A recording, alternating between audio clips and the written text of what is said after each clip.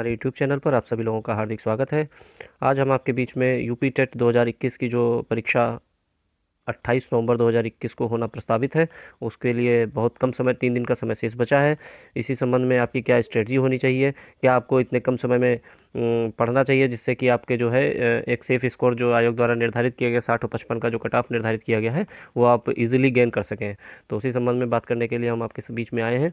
चलिए प्रारंभ करते हैं। सबसे पहले जो आपकी परीक्षा 150 अंकों की होनी है, जिसमें 5 पोर्शन आने हैं, जो कि एक पहला पोर्शन जो होगा वो बाल विकास का होगा और बाल विकास के जो है वो 30 अंक जो है निर्धारित किए गए हैं।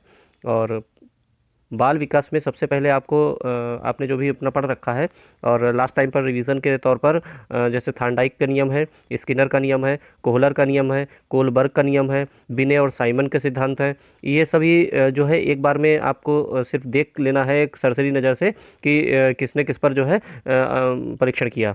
और जैसे प्रयास व भूल का सिद्धांत है, चूक का सिद्धांत किसका है, क्रिया और प्रसूत का सिद्धांत किसने दिया, अनुक्रिया उद्दीपन का सिद्धांत किसने दिया, बुद्धि का परीक्षण जो विनय साइमन ने किया उसमें जो उसका सूत्र आता है बुद्धि लब्ध निकालने का। तो ये सब चीज़ें जो है आप एक बार सरसरी नज़र से आप देख लेंगे तो आपका जो है ये पोर्शन मनोविज्ञान वाला कंप्लीट हो जाएगा और लगभग आपके 10 से 15 प्रश्न जो है आपको इसी पोर्शन से मिल जाएंगे। अब अगले टॉपिक पे हम बात करते हैं, जो अगले 30 अंक है जो कि हिंदी का होगा।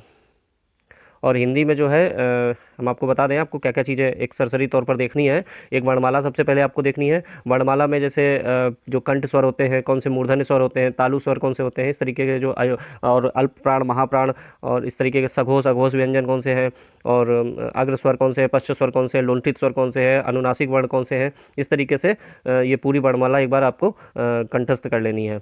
और उसके बाद फिर अगले पोर्शन में जैसे संज्ञा है, सर्वनाम है, तो ये कितने प्रकार के होते हैं, इनके भेद क्या क्या हैं, और विशेषण कितने प्रकार के होते हैं, क्रिया विशेषण, इस ये पूरा पोर्शन एक बार सरसरी नज़र से इनकी संख्या वगैरह जो है आप लोग देख लीजिएगा। और इसके बाद शब्दों के प्रकार में जैसे तद्भव शब्द है, तत्सम शब्द है, देशज शब्द, विदेशज शब्द है, योग और यौगिक शब्द, रूढ़ शब्द, योग रूढ़ शब्द, ये कौन से होते हैं।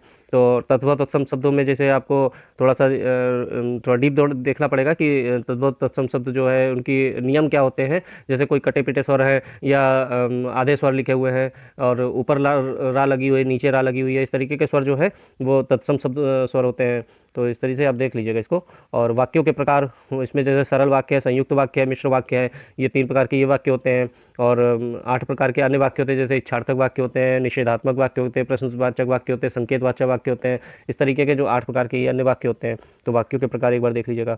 विलोम शब्द है, विलोम शब्दों में वो शब्द देखिएगा जो कि आपके थोड़े से कहीं पर प्रॉब्लम करते हैं, गलत हो जाते हैं जल्दी, तो उन विलोम शब्दों को देख लीजिएगा। पर्यायवाची, मुहावरे, वाक्यांशों के लिए एक शब्द, और इसके अलावा उपसर्ग प्रत्यय है, और संधि में जो है विशेषकर देख लीजिएगा संधि कितने प्रकार की जो होती है। तो उसमें स्वर संधि, व्यंजन संधि, विसर्ग संधि, और संधियों में भी स्वर संधि में जैसे दीर्घ संधि है, वृद्धि संधि है, गुण संधि है, यण संधि है, अयादि संधि है, ये सब संधियों के प्रकार देख लीजिएगा। और वर्तनी की शुद्ध अशुद्ध क्या, एक बार उसको रीड कर लीजिएगा, किस तरीके से शब्द लिखे जाते हैं उनको एक बार देख लीजिएगा। और अलंकार है, रस है, छंद है, इनको एक जो आपने अपने नोट्स बनाए हो या आपने यूट्यूब चैनल से पढ़ा हो, जहाँ से भी आपने किताबों से पढ़ा हो, तो एक बार इनको जो है सरसरी नज़र से हिंदी का पोर्शन इतना देख लीजिएगा। इसके बाद बात करते हैं इंग्लिश की।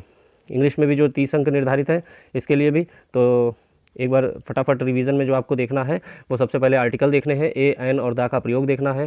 कंजक्शन किस जो है एंड का प्रयोग कहाँ पर होगा, इस तरीके जो कंजक्शन बट का प्रयोग है, इस तरीके से जो शब्द जो आते हैं बीच में शब्द वाक्यों को जोड़ने का काम जो करते हैं कंजक्शन, उनको देख लेना है। सिंटेक्स देखनी है, एरर्स वगैरह जो भी आती हैं वाक्यों में उनको सिंटेक्स में देखना है। और एक्टिव वाइज पैसिव वाइज देखने हैं, और डायरेक्ट इनडायरेक्ट के रूल्स देखने हैं, और प्रीपोजिशन देखनी है। इतना पोर्शन अगर आप देख लेंगे तो ग्रामर का जो है 50% से ऊपर का पोर्शन जो है आपका कवर हो जाएगा। तो इसके बाद बात करते हैं मैथ की। मैथ में आपको क्या क्या इतने कम समय में सिर्फ रिवीजन के तौर पर देखना है। तो सबसे पहले अलजेब्रा के जो फार्मूले हैं, ए प्लस बी का होल स्क्वायर, या ये वाले जो फार्मूले आते हैं तो इनको एक बार देख लीजिएगा। मेंसुरेशन में जैसे आयत है, वर्ग है, आयत का लंबाई चौड़ाई क्या है, आयत का क्षेत्रफल कैसे निकलेगा, आयत की जो है विकर्ण कैसे निकलेगा, वर्ग में भी यही चीज़ है। और समबाहु त्रिभुज का क्षेत्रफल, समबाहु त्रिभुज की ऊंचाई कैसे निकलेगी, समचतुर्भुज है, समलंब है, समांतर चतुर्भुज है, इनके फार्मूले देख लीजिएगा एक बार सरसरी नज़र से। गोला है, बेलन है, शंकु है, इनके आयतन वगैरह देख लीजिएगा।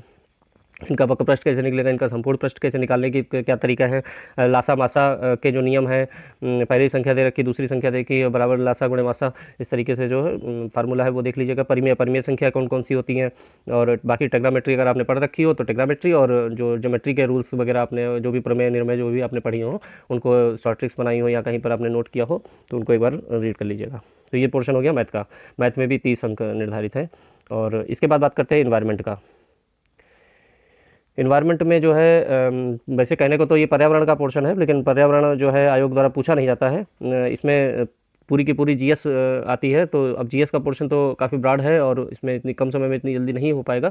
लेकिन आपने जो भी अपना पढ़ रखा हो पहले से जीएस वगैरह, तो आप उन्हीं को रिवीजन कर लीजिएगा और बाकी थोड़ा बहुत करंट का पोर्शन देख लीजिएगा, क्योंकि अब करंट के भी पोर्शन से जो है कुछ क्वेश्चंस देने लगे हैं। तो अब इसमें ज़्यादा कुछ इतने कम समय में कहा भी नहीं जा सकता है। और अब ये किसी यूट्यूब चैनल से या आपने जो अपना किताबें वगैरह कलेक्ट की हों, जहाँ से नोट्स बनाए हों, तो उनको एक बार रीड कर लीजिएगा। तो इस तरीके से आप जो है, अगर आप जो हमने आपको तरीका बताया इस तरीके से आप पढ़ेंगे तो कम समय में जो है अधिक से अधिक आपके नंबर गेन हो जाएंगे। अगर आपको हमारा ये तरीका समझ में आया हो, पसंद आया हो, तो आप हमारे चैनल को लाइक करें, सब्सक्राइब करें, कमेंट करें। और आप अपना कीमती समय देने के लिए बहुत बहुत धन्यवाद।